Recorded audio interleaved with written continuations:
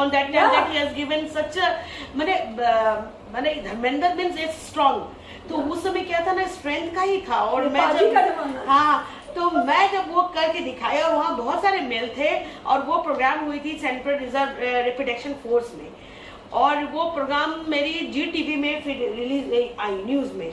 और वो देखने के बाद DIG बिमला मेहरा जो DGP थी CRPF की, उन्होंने फोन किया, मुंबई में हुआ, दिल्ली में हुआ, फिर उन्होंने फोन किया मुंबई, ये प्रोग्राम फिर मेरे मुंबई में भी हुआ, फिर वो दिल्ली में थी तो वो फोन की मुंबई में कि who is that girl, I want to meet, क्योंकि उसमें बताया गया था न्यूज में कि रैपिड एक्शन फोर्स के कैंपस में हुआ ये प्रोग्राम। तो बोले कि she is one of my, मेरे एक फ्रेंड के वो शिष्य है, वही की है।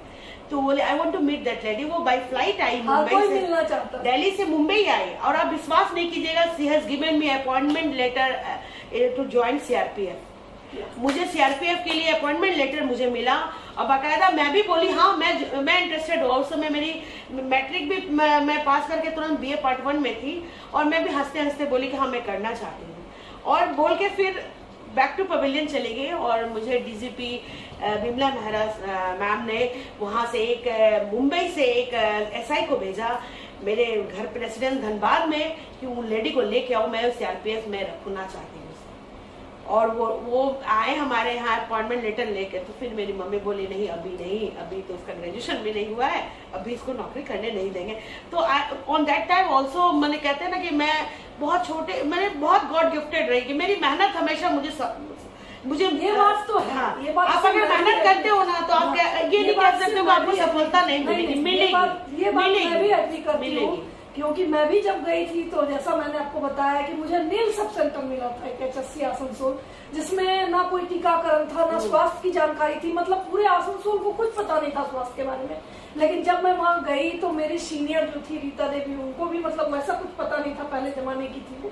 तो वो मैंने उनसे पूछा कि रीता दी क्या करना है, तो उनका जवाब था जो करना है करो।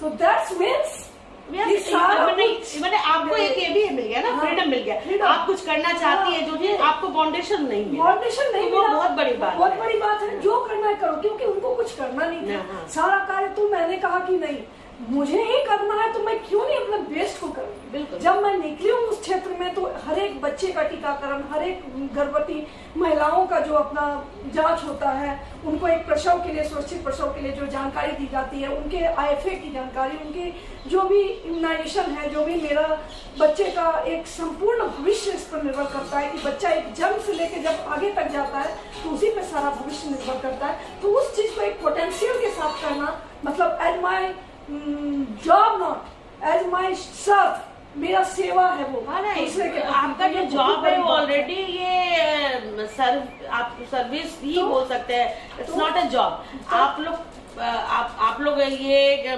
कोरोना काल में जो आप लोगों ने काम किया, it was really salute to you all, क्योंकि ये सारा कुछ आप ही लोग पे डिपेंड था। क्योंकि इतने सारे मरीज मैंने देखे, और इतने सारे डेथ्स मैंने देखे, इतने सारा कुछ देखा, लेकिन उसमें भी एक होप थी कि अगर मैं किसी को बचा पाऊँ, क्योंकि मैं एटलीस्ट आपको एक अपना एक शेयर बताती हूँ, जो कि मैंने आज तक किसी से शेयर नहीं किया, कि मैं मात्र 12 से 13 इयर्स के बीच में मैंने पाँव भी नहीं रखा था। मैं मैट्रिक की स्टूडेंट थी उस समय, 10th में गई थी, और मेरे पापा जो थे वो अच्छे टेलीफोन एक्सचेंज में जो थे, वो जूनियर इंजीनियर की पोस्ट पे थे। लेकिन अचानक वो मतलब इतने वर्केबल थे कि मैं यही सीखती थी, उनसे हमेशा सीखती आई कि मतलब काम एक पूजा है। उनसे जैसे आप अपने माता पिता से डेडिकेटेड हैं, तो मैं भी अपने माता पिता और मेरे जो ससुर सास जी हैं, उनसे मैं बहुत डेडिकेटेड फील करती हूँ, और मैं बहुत प्राउड फील करती हूँ। और उनकी डेथ ऐसे टाइम पे हुई जिस समय मुझे या तो मेरे सामने ये था कि मतलब मैं पढ़ाई को छोड़ दूँ या क्या करूँ, कुछ समझ में नहीं आ रहा था। 10th का मेरा सिलेक्शन हो रहा था, 10th में मैं सेंटअप टेस्ट भरी थी, और महानवमी के दिन, अष्टमी के दिन हम घूमे, तो मेरे पापा ने कहा कि सारे ड्रेसेस को वेयर करो। हम सारे ड्रेसेस पहने, हमने दुर्गा माता साथ में देखा, और सुबह 4 बजे उनको हार्ट अटैक आया, और आप विश्वास नहीं करोगे, एक ही दिन में वो मेरे जो पापा थे वो सुबह 5 बजे एक्सपायर कर गए। आप सोचिए, उस उस समय मैं 12 से 13 साल की थी, मेरी क्या स्थिति रही होगी। मेरी मॉम जो मात्र 23-24 साल की थी, मेरा भाई 9 साल का था, उस समय मेरे परिवार की क्या स्थिति रही होगी। उस समय बहुत लोगों ने ये किया कि तुम्हें पढ़ना नहीं चाहिए, अब क्या पढ़ेगी। लेकिन मेरे दादाजी थे जो 100 ईयर्स के ओल्ड थे, और उनके नाम पे स्कूल भी है जो राजकीय कन्या मध्य विद्यालय चलता है, वो उस समय के स्कूल इंस्ट्रक्टर हुआ करते थे। उन्होंने यही कहा था मुझे कि किसी के चले जाने से जिंदगी का कारवा नहीं रुक जाता। यही बात मैंने गांठ बांध ली, और उसके बाद खाली पैर मैंने स्कूल का सेंटर एग्जाम दिया। उसके बाद मैं मैट्रिक के एग्जाम दिए, उसके बाद इंटर की, उसके बाद साइकोलॉजी ऑनर्स में मैंने किया, ग्रेजुएशन मैंने उसी में किया, और उसके बाद मैं नर्सिंग ट्रेनिंग में गई, और नर्सिंग ट्रेनिंग से फिर आज मैं यहाँ हूँ। 15 साल से मैं कार्य कर रही हूँ, जैसा कि मैंने आपको बताया। हालांकि ये बहुत दुख की बात है कि सरकार हमें अगर नियमित नहीं कर रही है तो ये उनकी गलती है, लेकिन हमारे अपने काम में, सारे एनएम्स के काम में कहीं कोई कोताही नहीं है।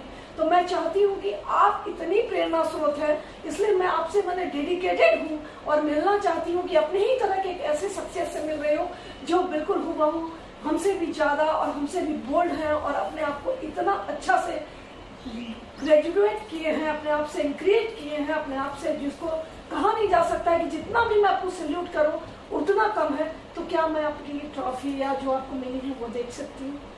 एक्चुअली मेरी बहुत सारे सर्टिफिकेट्स है, मैं दिखाती हूँ आपको, लिमका बुक है सबके।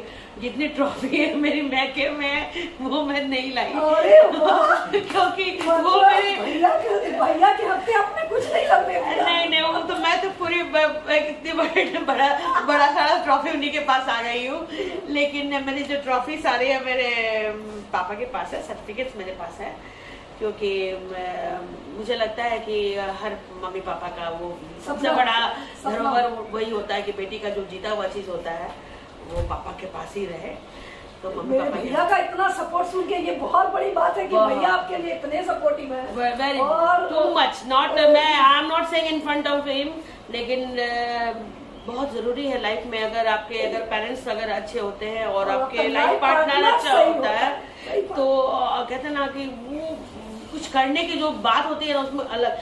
मैं तो जब बेटी देखती हूँ तो मुझे लगता है मेरी शादी हो गई है, पर क्योंकि मुझे तो वो फीलिंग ही नहीं आती है कि मेरी शादी हो गई है, मुझे घर परिवार है। क्योंकि मैं जैसे अनमैरिड में थी वैसे अभी भी रहती हूँ, बस सिंदूर लगाती हूँ बस। क्योंकि मैं अभी पहले भी बुलेट चलाती थी, अभी भी बुलेट चलाती हूँ, मैं पहले भी काम करती थी, अभी भी काम कर रही हूँ बिल्कुल। और अभी ज्यादा फ्रीडम है मुझे, ज्यादा फ्रीडम है, क्योंकि मैं जो पहले करना चाहती थी मम्मी पापा थोड़ा सा रिस्ट्रिक्शन करते भी थे, हस्बैंड तो बिल्कुल नहीं करता है।